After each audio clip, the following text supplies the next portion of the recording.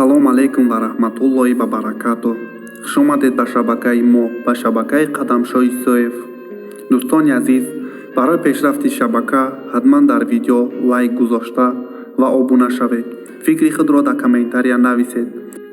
дӯстони азиз, агар барои шумо билети арзон дар кор бошад, марҳамат дар номрои болои экран занг зада метавонем билети худро тариқи телефон, ватсап, вайбер, имо дастрас кунед ё ин ки ба адреси мо метро Новокузнец, улица Балшой, Татарский дом 35 омада билети арзон харидорӣ намоед.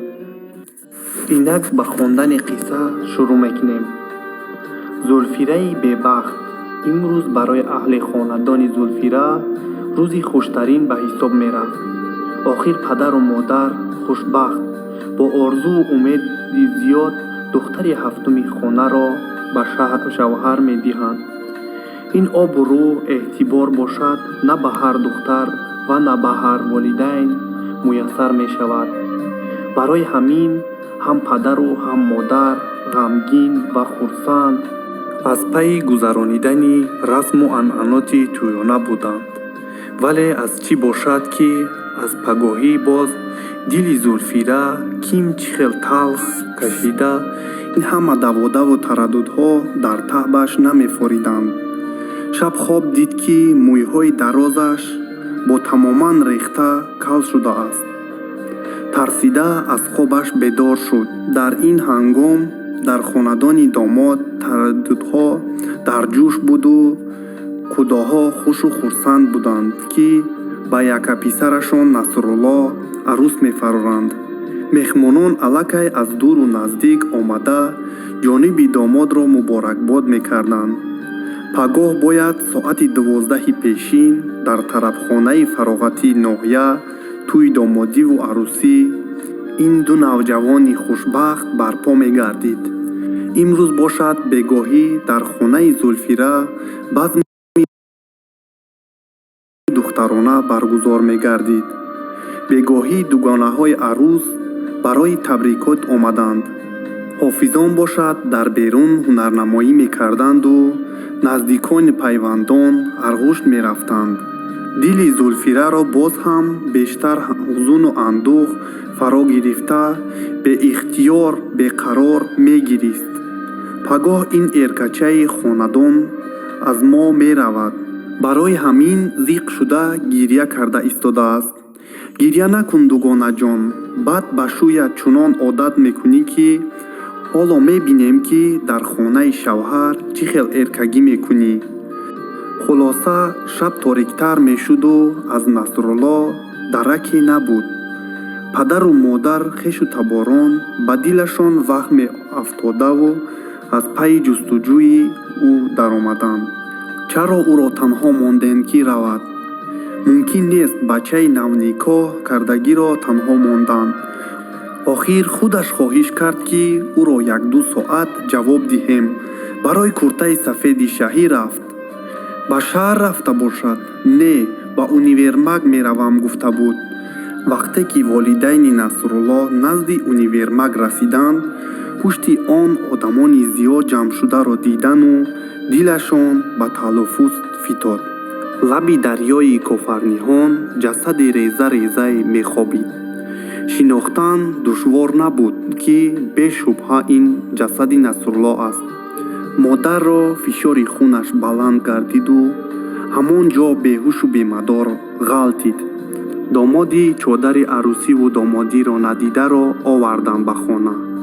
тӯй ба мотам табдил ёфт. нолаву оҳи модар тамоми ноҳияро ба ларза овард. бачаи бо хуни дил калон кардагиам. гуфтӣ ки оча куртаи сафед мехарам, кафани сафед пӯшондамат.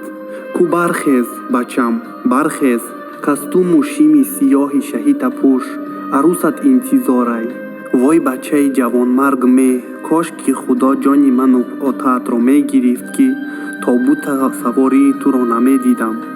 бачаҷон, пагоҳ дар ресторан меҳмонҳо ҷамъ мешаванд. бархез, маро шарманда накун. ана бин шаҳи очаҷон, арӯси хушруд омадай. гуфтӣ ки оча ғайри Зулфира ҳеҷ касеро намегирам. пас барои чӣ ӯро танҳо мегузорӣ? аввал хабари марги Насруллоҳро ба Зулфира расониданӣ набуданд. тарсиданд ки Зулфира боз даст ба худкушӣ назанад. аммо ӯ аз пичирзаниву чашмони варамидаи ашколуди хонагиҳо зуд пай бурд ки ҳодисаи нохуше рух додааст. очаҷон, чаро якбора таби ҳаматон хира шуд? ҳеҷ гапи не духтарам. тенҷӣ ҳамаш хуб аст, гуфту худро дошта натавонист. зери лаб фиғон бардошт. модари Зулфира: арӯси бебахт шудӣ, духтарам. дигар ҳоҷат ба баён набуд. Зулфира фаҳмид ки бо маҳбуби дилаш фоҷиаи гӯшношуниде рӯй додааст. рӯймоли калон ба сар давид ҷониби хонаи Насруллои ҷавонмаргаш. охир ману ту орзуҳои ширин доштем. чӣ қадарҳо ин рӯзи фирӯзро интизор будем. меҳмононро гӯё дониста ба ҷанозаи худат хабар кардӣ. хӯрокҳои лазиз хунук шуданд. либосҳои сабсафеди арӯсиро ҳанӯз напӯшида гулгункафанаш гардонидӣ. кани он ваъдаи то охири умр ҳамроҳ буданамон маро фиреб кардиву худат рафтӣ бо қалби пурармон. Зулфира дар ҷанозаи шаҳи ношаҳаш худ ба худ девонавор гап мезаду халос. ҳеҷ кас сабаби куштори Насруллоҳро аниқ карда натавонист. як шоҳид мегуфт ки гурӯҳи силобадастон дастгираш карда пул талаб намуданд. дигаре тахмин мекард ки ин куштори барқастона мебошад. хулоса чӣ гила. фоҷиаро на наздикон кушода тавонистанду на кормандони ҳифзи амният. боз ҷавонмарде тарк намуд ин дунёи фониро бо ҳавасҳои ношикаставу бо орзуҳои норасида. оре он рӯз шаҳри зебои мо дар ҷайбаш $500 амрикоӣ дошт. нахот ки чунин миқдори ночизи чирки даст боиси аз ҳаёт маҳрум гардонидани ӯ шуда бошад. чӣ даҳшатеш, шояд он қотилони номард он рӯз дар ҷаноза ҳозир буданду симои аслии хешро нишон намедоданд. хулоса сари тобут дӯстону ҳамсабақон тӯҳфаҳои барои хотира овардаашонро партофтанду бар бо бар навҳа бардоштанд.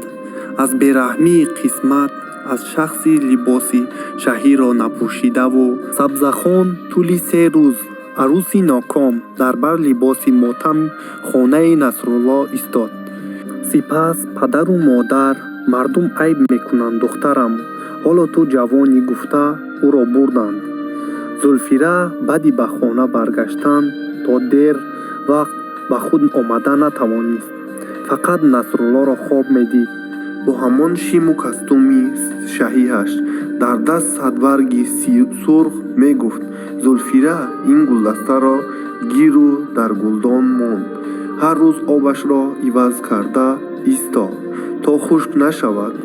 таъбири хобам чӣ бошад? гул додан чӣ маъно дорад? дилаш ки пурармон буд доимо дар хобам бо либоси домодиаш падиддор мегардид.